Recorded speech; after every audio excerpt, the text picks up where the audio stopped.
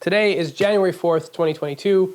We are in the middle of a pandemic at the moment. My roommate just tested positive for COVID-19, which means I will likely be testing positive in a couple days. And I thought to myself, you know, it would really suck if I got really sick and I didn't make my juggling video. So I'm gonna crank out this video real quick before I get sick, and I hope you guys enjoy. So today we're learning how to juggle 3 balls.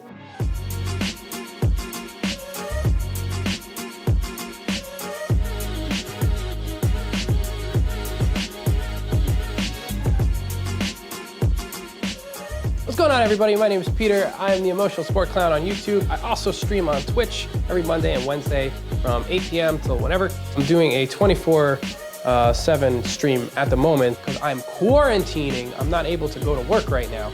In this video, we are going to be learning how to juggle 3 balls in the 3-ball cascade. 3-ball cascade is the standard pattern that you're gonna learn when you first start juggling. And we're gonna go through the basics. Before we do that, it's really important for me to tell you why juggling is important. So besides the pandemic, I think there is another thing that we need to worry about, which is the effects screen technology has on our brains, specifically for developmental youth, kids. I know so many parents that leave their kids with these devices. It's just like a window into so many different distractions, so many different games.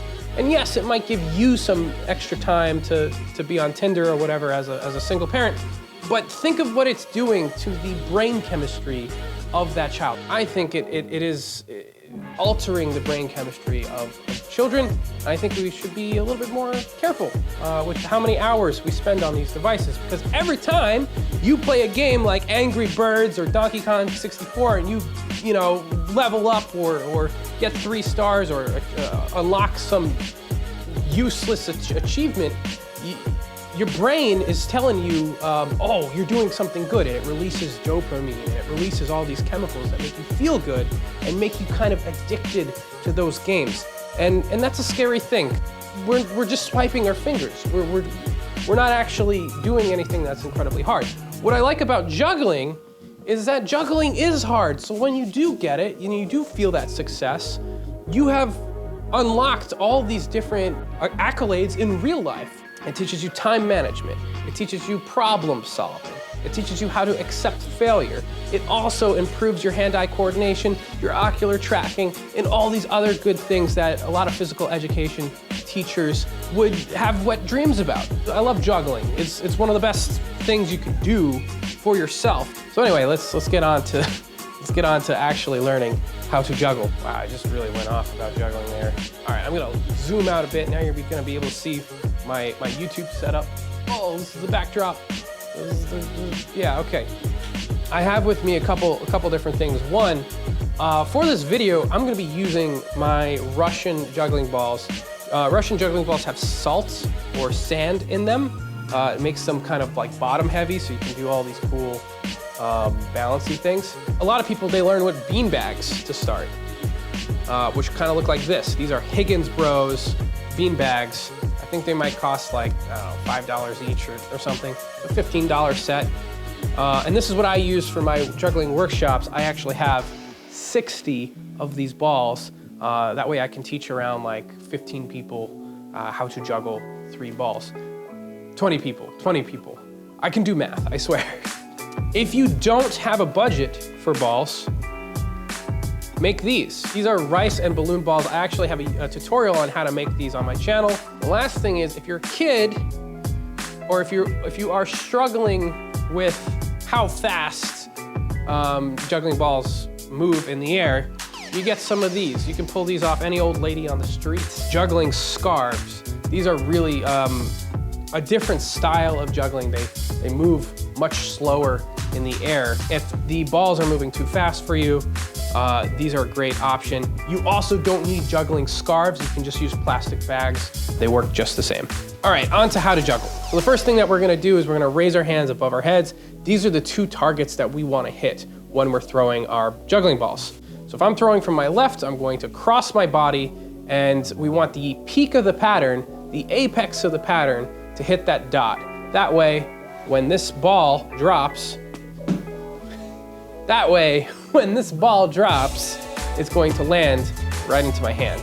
Looks like this on both sides. Now, one thing I want you to notice is that I'm scooping to the inside of my body and throwing the ball. Scoop, throw, hit that dot, scoop, throw, hit that dot. And we want to do this over and over until it feels really natural. We don't have to think about it.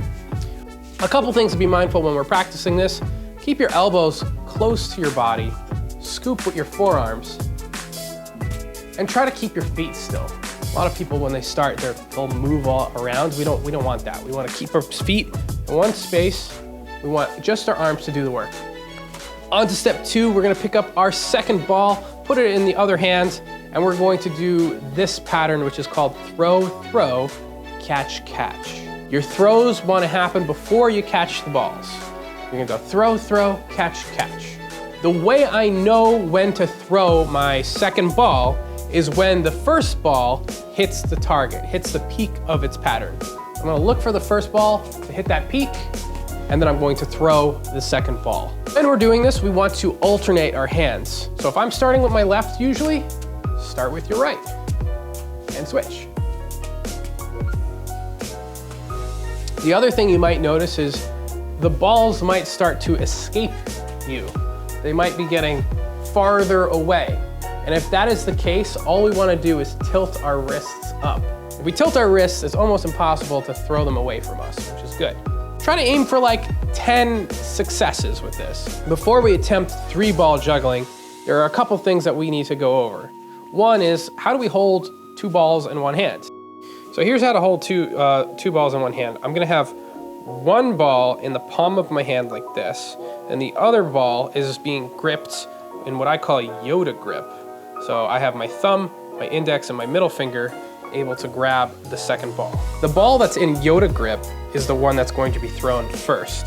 It's also important to get this on both sides, so practice throwing the balls from your left to your right. This is really difficult to do with a camera in front of me. So now that we know how to hold 2 balls in one hand, we're able to throw from one hand to the other in that Yoda grip, we're ready to try to flash 3 balls. The way we're gonna do that is we're gonna throw all 3 objects up in the air and catch all of them like this. 1, 2, 3. So the way we know when to throw the third ball is when the second is at its peak. It's like the same thing that we just learned, but we're doing it with the third ball. So we're gonna take our 3 balls, we're gonna go 1, 2, 3, catch.